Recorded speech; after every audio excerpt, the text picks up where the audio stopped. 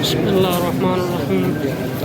شب ولادت با سعادت حضرت امام حسین علیه السلام ذریح مطهر بی فاطمه معصومه سلام الله علیها.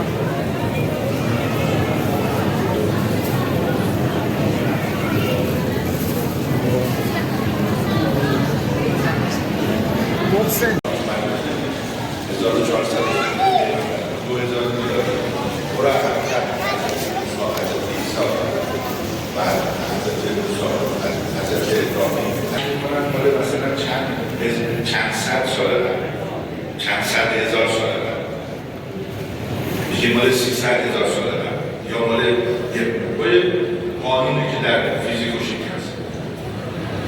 آقا قبل از ما اینقدر آدم اومده، اینقدر عالم بوده، بعد از ما هم زمین و کره خاکی لذا میدید جهنم و بهش همیشه بوده.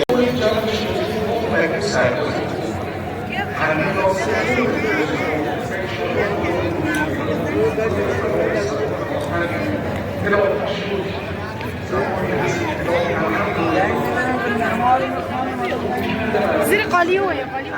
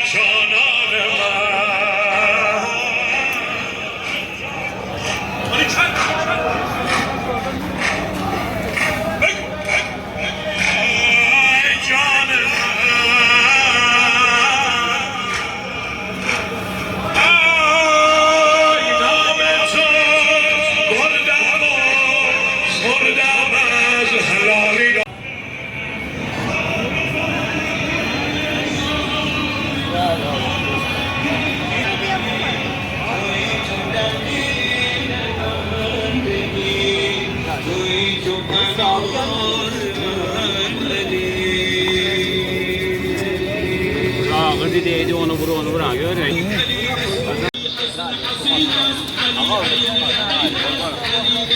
Ama bir geliyor ya Ali.